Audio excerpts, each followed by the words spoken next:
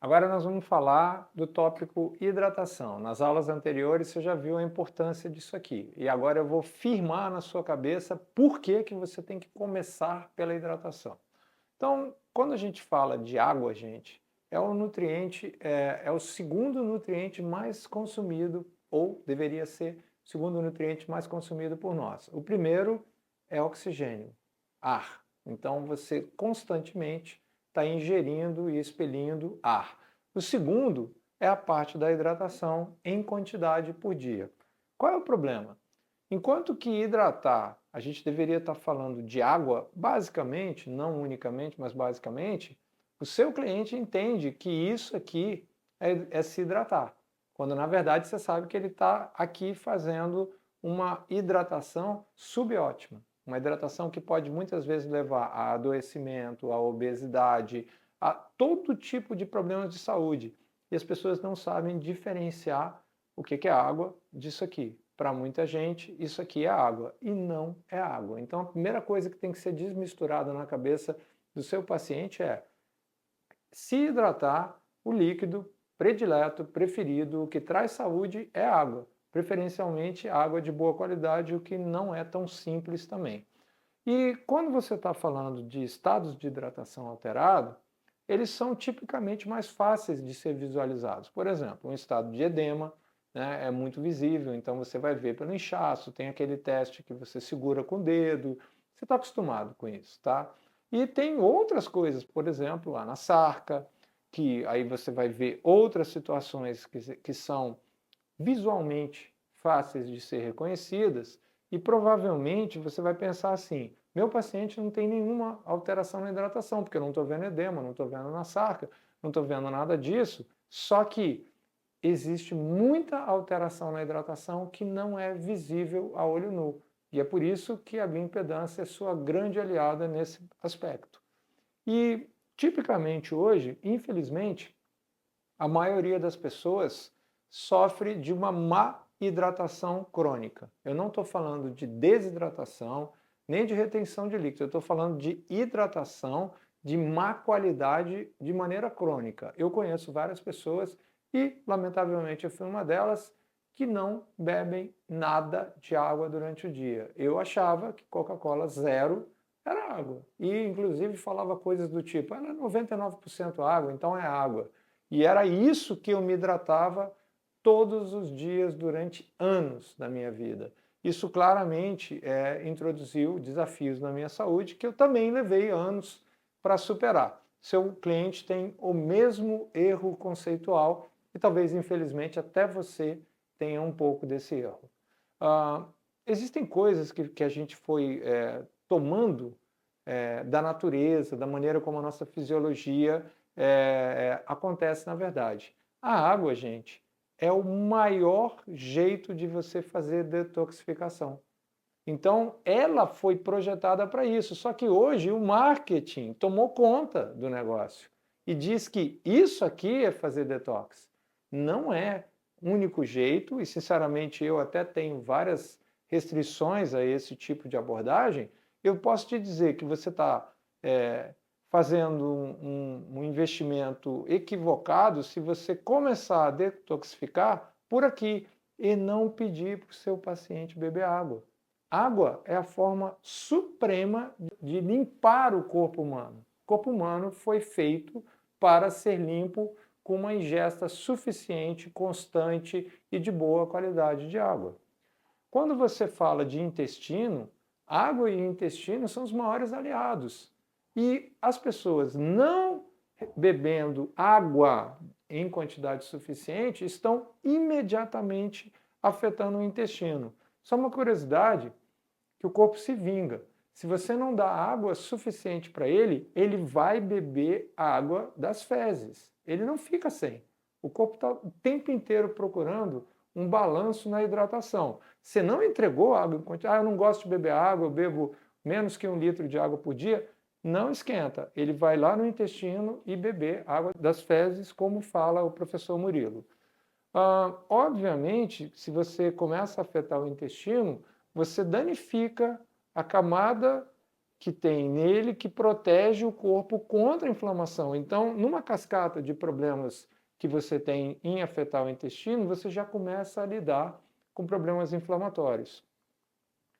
Não preciso nem falar o impacto que isso tem no sistema imune. Olha a cascata acontecendo. Se eu tenho inflamação, eu começo a ter prejuízo do sistema imune.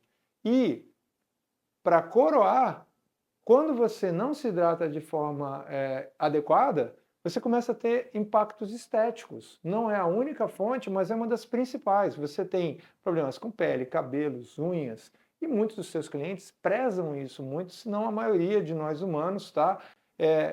Prestam muita atenção em aspectos estéticos porque são visíveis a olho nu. E isso acaba também se refletindo na velocidade do envelhecimento. Uma pessoa que não tem uma hidratação bem feita envelhece mais rápido do que uma outra que tem a hidratação sob controle. E aí entra uma coisa na área de performance. Se você não tem uma disponibilidade de água suficiente, isso gera uma série de problemas na região cognitiva no cérebro. Baixa energia, névoa mental, dor de cabeça constante, cognição diminuída, alterações de humor. Enfim, olha quantos problemas numa cascata de hidratação subótima você está gerando. Não preciso nem falar do sistema renal, aqui é direto na veia. Aqui é direto na veia. Não deu água, você está torturando o seu sistema renal. E a coisa, para não ficar só na conversa óbvia, é muito bem coberta pela ciência. Olha esse artigo, tá? Prevalência da baixa hidratação e a sua associação com a severidade de AVCs, tá? Em paciente um derrame isquêmico, ou seja, água e AVC estão correlacionados. Talvez você nunca tenha parado para pensar nisso. Está aqui, publicado, em publicações muito boas, por sinal. Uma que talvez você já tenha raciocinado é a questão da hipertensão.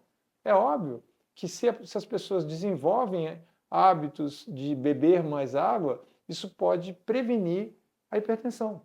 E o contrário é verdade também. Se você não dá água suficiente, você pode estar piorando um quadro hipertensivo. Vamos um pouquinho mais, algumas coisas mais incríveis que a gente acha na literatura. Emagrecimento. Efeitos da substituição de bebidas, aquelas lá que o seu paciente acha que é água, tá? Por água. Então, você consegue fazer a manutenção da perda de peso em estudos que acompanharam as pessoas por 18 meses. Ou seja, água emagrece. É uma coisa incrível e que está ao seu alcance. Mais ainda, água tem um efeito termogênico.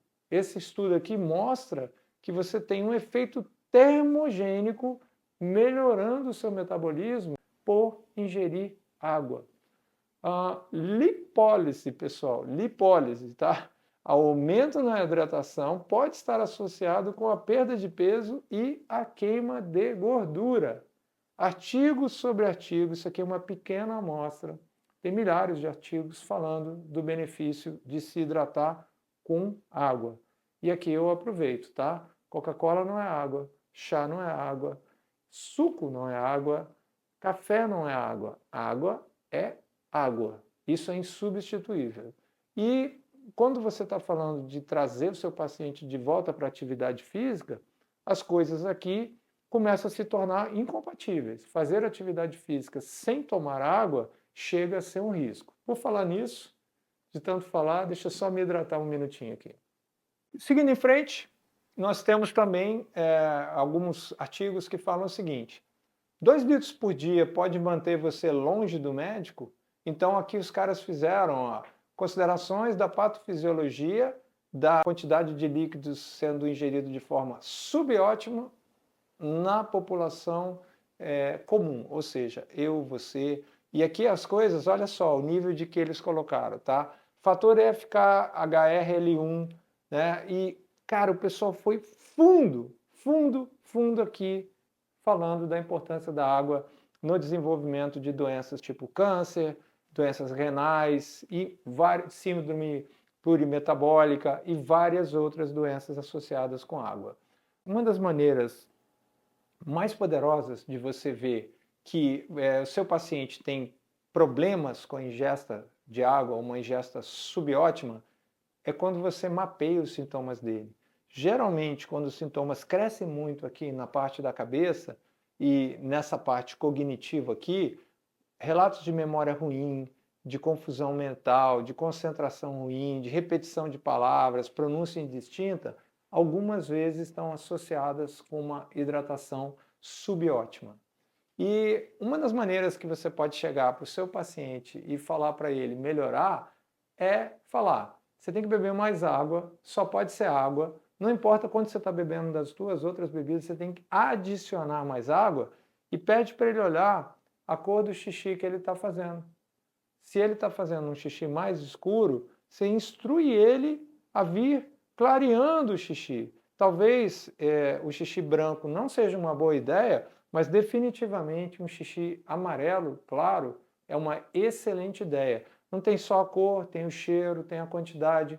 Existem pessoas que saem de casa de manhã, isso é comum nas mulheres, tá? Fazem xixi, aí por trabalharem em algum ambiente que não dá para usar o banheiro, ou está na rua, ou está no hospital, exemplo de médicas, enfermeiras e outras profissionais de saúde, não gostam de fazer xixi fora de casa, vai fazer xixi à noite. Você imagina a cor e o odor disso, e imagina também o quanto ela teve que se limitar na ingesta de líquidos, e em especial de água, para não fazer xixi num período de 12 a 14 horas.